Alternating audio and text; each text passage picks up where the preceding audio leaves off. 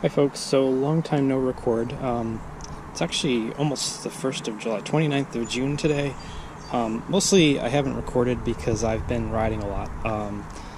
I do a 3-month cyclocross preparatory program and it starts on June 1st. So I'm just about, or starts at the beginning of June, I'm just about at the end of my first 3-week block. So I'm pretty tired. It's really hot today. It's the first day that's been really up into the 80s in this area, and it's also humid. So we're going to see how this workout goes. Like I said, literally I have 2 or 3 more workouts left for this block, and then I get a week off. So I'm trying to squeeze in a video because it has been a really long time. There may have been as many as 2 software updates since I last recorded. And part of the reason I recorded is busyness. Part of the reason I haven't recorded is because there really hasn't been a lot to talk about.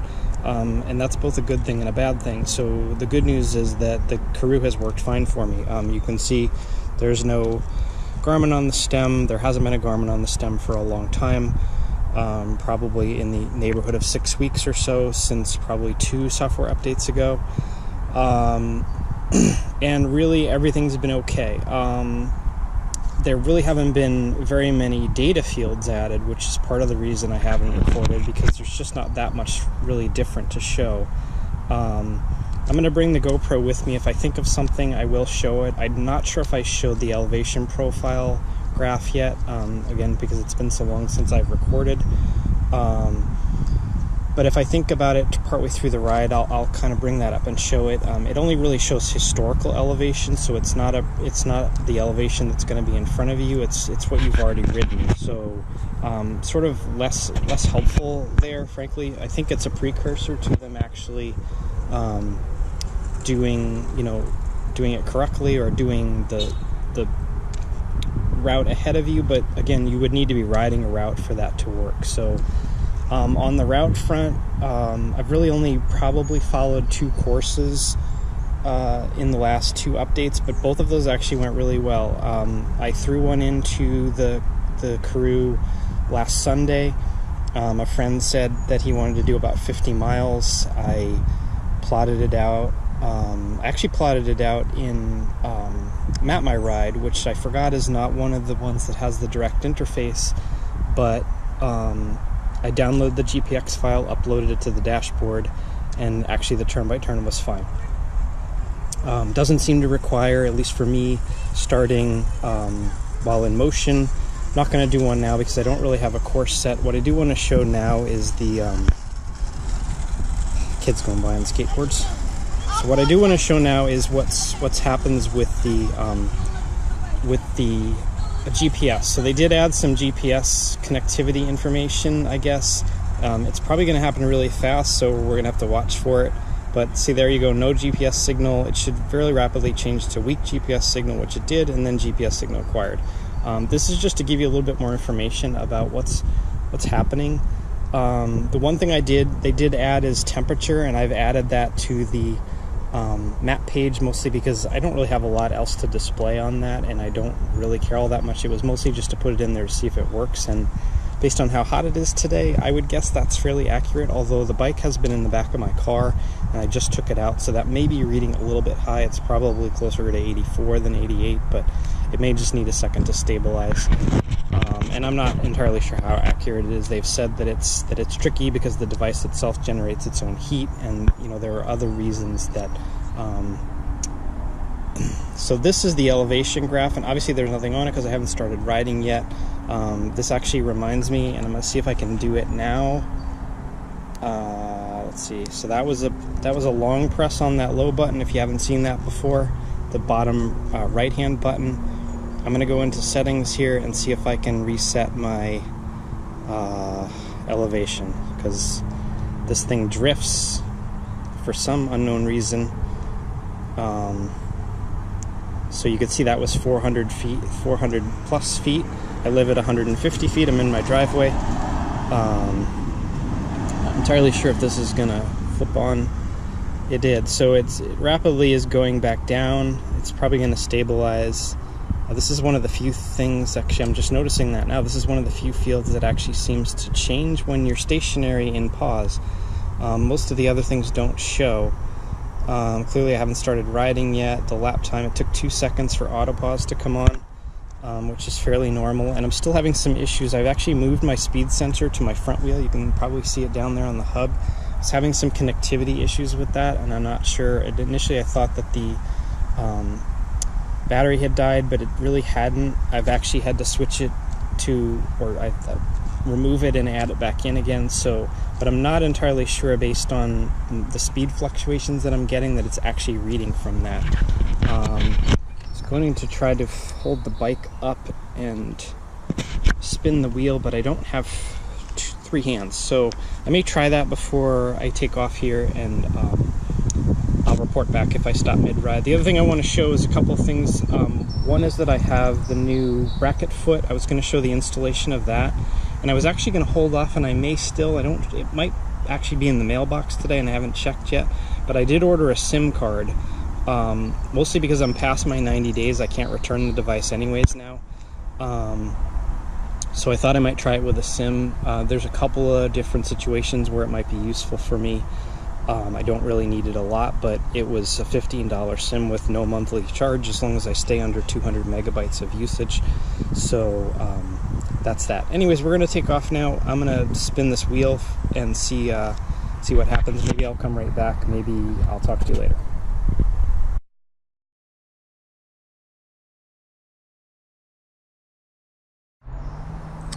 Hi folks, so I didn't get a chance to stop during the ride, so we'll do a quick post-ride summary here while neighbors drive by. Generally, things are good. Like I said at the beginning, I'm not using the Garmin as a backup. For me, turn by turn has been okay. I did have an issue with either the last update or the one before that, and I'm not sure if I've talked about that in the video yet, where it somehow reset my account or did something weird, and it caused a lot of I shouldn't say a lot of it, caused 2 maps in the background to have to be downloaded, but as it was doing that, it was really clogging up the Karoo itself. Like, the performance of the device was terrible, so I was wondering if something was going wrong. I kept scrolling around trying to determine what was happening. I was getting black screens, white screens, some weirdness, but it turned out that it was just basically really pushing hard to download in the background, and I was on dodgy Wi-Fi at the time, so it was struggling doubly because it was downloading map sections and routes while barely connected to Wi-Fi. So anyways, that's all cleared itself up. I think it must have been 2 updates ago. It didn't do that last update. So here's tonight's ride. I did manually pause this, which is why it's a slightly different menu maybe than you've seen before. The pause symbol is there, but this resume is there because you can swipe that up, and it gives you the different options, and then you can swipe it all the way down to get it out of the way. The map, this is what I was showing earlier. Obviously there was nothing on there, now there is, and you can kind of see, I think, what I've described before, which is that I basically live on top of a hill, so anytime I ride home, this is the last 5 miles. The only problem with this is that it's not really configurable. You can't have it show the last 2. You can't really pinch zoom this or do anything to it. It just shows the last 5 miles, which is, I guess, mildly interesting, and is, like I said, probably a precursor to them doing something with the climb ahead of you. But the good news is that you can see the elevation. I set it at 150 when I left, and it's at 153, so that could be barometric variations between when I left and when I got back, who knows. I should go back to this. The temperature says 77 now. I think it said 88 when I left. Doesn't really feel any cooler, but that's because it's humid and I'm outside sweating. My phone said that it's 80 here, so I don't know, and I didn't actually check the phone when I left, so I don't know how the variation is there. These are the charts.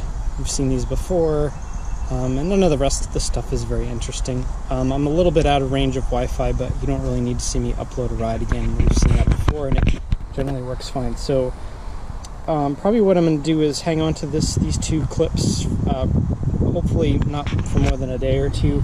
until I get the SIM card, because I have to take the back plate, or I'm going to take obviously the foot off, because I've got the new supposedly stronger foot, bracket foot. So if I'm going to take that off, I might as well take the back plate off at the same time, and insert the SIM card and make that kind of just one process. So maybe a day or two before this goes off, but if you've gotten this far, thanks for watching.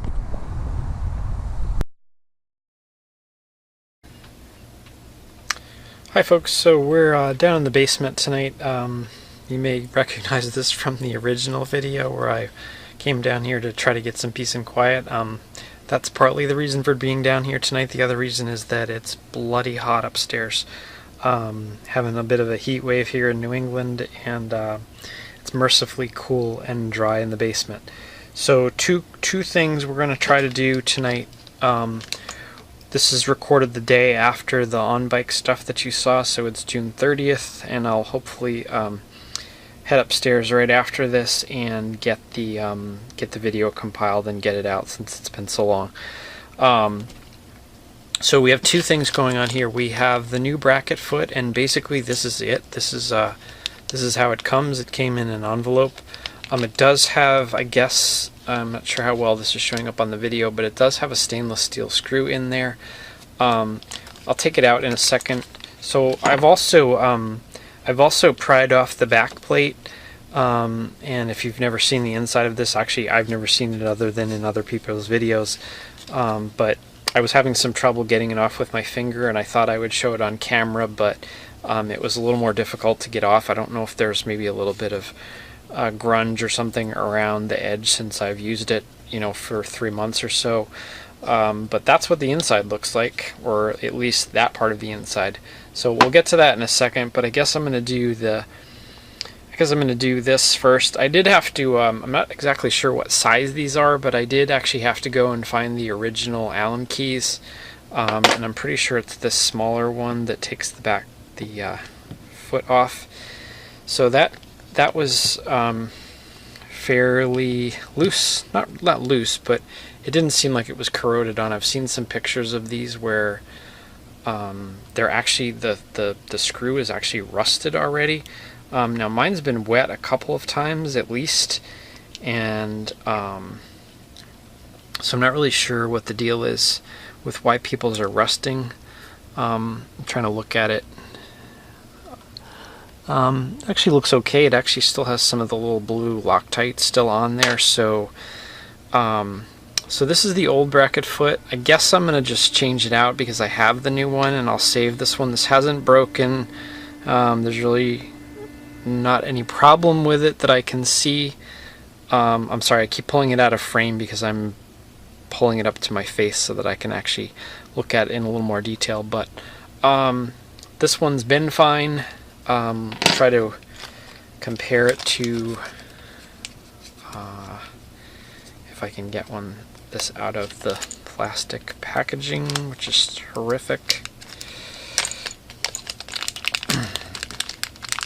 Try to keep the screw from flying around the garage or basement. You know, visibly looking at these side by side, I'm not really noticing anything, but they are, you know, supposed to be redesigned. This one, in case you take yours off and you're not sure what you've done and which one is which isn't necessarily obvious. This one, it may be hard to see in the camera, but this one where my thumb is right now has a 1 in it, and this one has a 1-1. I assume that's 1.1 or whatever they're calling this design. Now I'm actually confused now because, oh, there is a little tab. Okay, so on the opposite side of this hole that's in, there's actually a little tab that the lanyard hooks around. So you pass the lanyard, if you can figure it out or see it with your bad eyesight, you pass the lanyard through, you kind of loop it around this little hook, and what I did was pulled it fairly tight. Some people, I think, have talked about basically pinching somehow pinching the string. Not really sure that's the best idea. It seems like you could potentially screw that down hard enough where you would actually snap the string, but So I'm going to flip it over. Hope everything stays in place, although that's rocking now, which means that the string, I think, got in the way. So this is kind of annoying. If this takes me much longer, I will put a little jump cut in here. So rode again today. I'll try to talk over while I do this. So rode again today. I have one more day left of my my 3-week training plan, and I am really looking forward to actually having a couple of days off the bike. It's amazing, you spend all winter, or I do at least, trying to hoping I get on the bike, and then when I do, and I finally get to this point where I'm doing a lot of repetitive training in some cases, you can't wait to get off of it for a couple of days. So hopefully this all pays off come cyclocross season, but we'll see. I was a little faster last year with it. This is basically the same program. So we'll see. And I don't know if this screw is going in. There it goes. I'm sure my hands are blocking the screen, but a little tough to do this otherwise. Well, still having some problems here. Oh, that's not the right size. That's probably why it's not spinning very well. Hopefully I didn't just strip that screw head. That would be bad. I think we're better now. I don't really torque this down too much. I don't see where it's actually going to go anywhere, and if it started to wobble, I think we would know it. So there, that's fairly straightforward installing. The lanyard feels good. The new bracket foot is in place. I guess I'll try it later with my actual mount. So then the deal here. So let me see if I get this back into frame here. I know I'm knocking things around. So this is the card. This is the SIM card that came in the mail. It was actually in the mail yesterday, and I didn't check, or I didn't ask my wife if mail had come. So the company's called Freedom Pop. This was US, so this was $15 or $14 shipped. So there's some sort of $9.99 initial service fee, and then there was like $4 for $5 shipping. And basically this is what you get. You get a white envelope with this card inside. Inside the card really isn't very much. There's a little bit of information about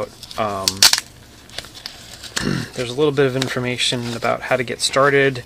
You actually have to go into the settings and choose your APN. But what comes in the thing is I'm going to cover up the scanner code in case that's anything important. But this is what they're calling a 3-in-1 SIM. So I watched Hammerhead's video on this, and the SIM slot in the Karoo is a micro SIM and not a nano SIM. So this is a full-size SIM, but there are things that will break off, hoping fairly easily, that that will make it fit. There is a if you had a nano SIM, I think it came with I remember a little metal piece in the box. I didn't bring that downstairs because I'm hoping not to need it. I'm hoping to be able to punch out just the size SIM that I need. So I'm actually going to pause the video here for a second, I think, so that I don't try to talk over and do this too quickly and potentially punch out the wrong size SIM. So I'll come back in just a second when I have this ready to go.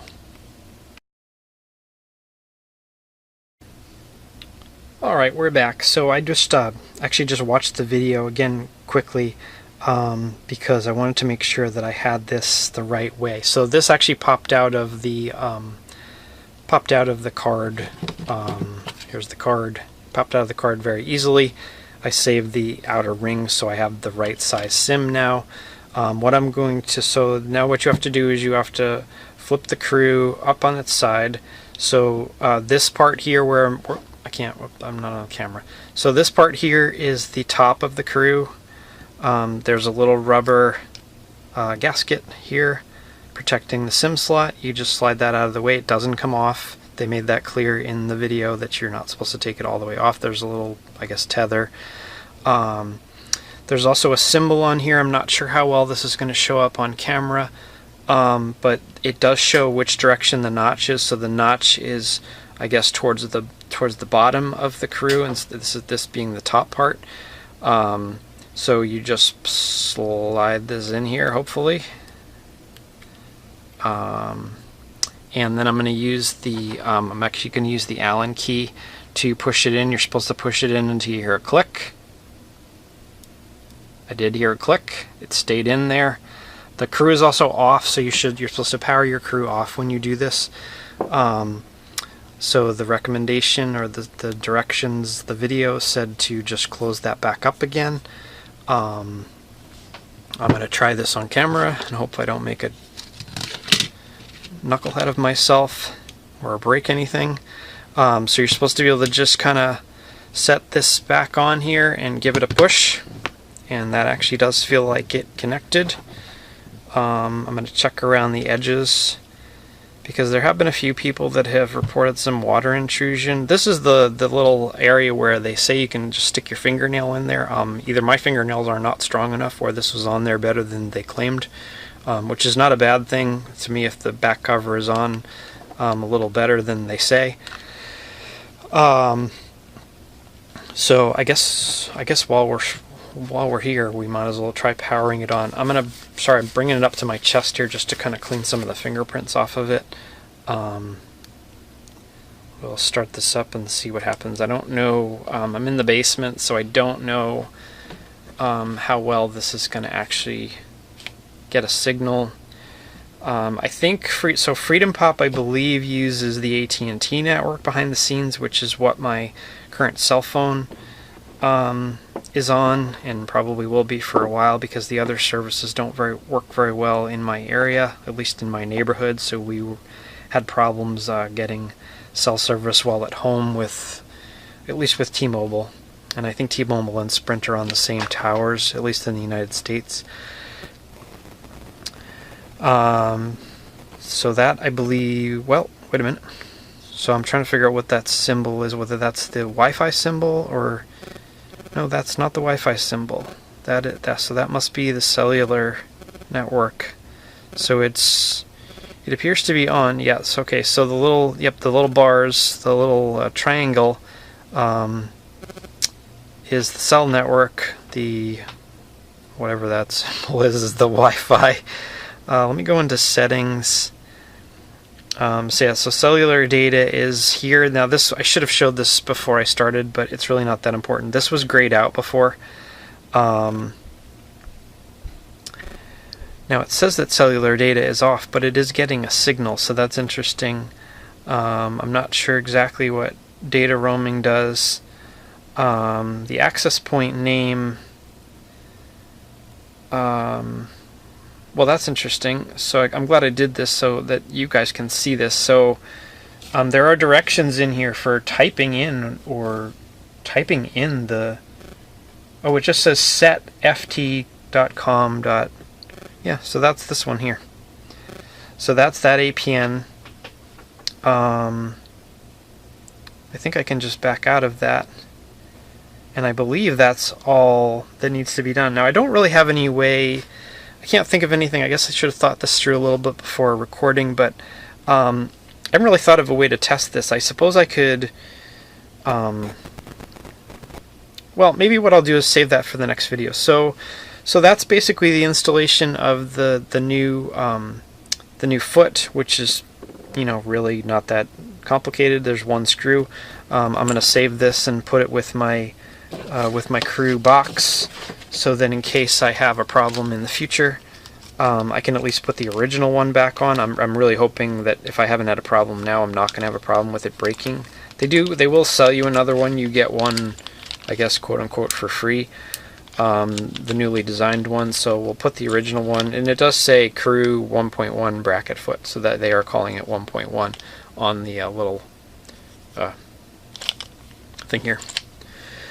So that's basically it. So I'm going to leave cellular data, off, because this card only has 200 megabytes of service per month.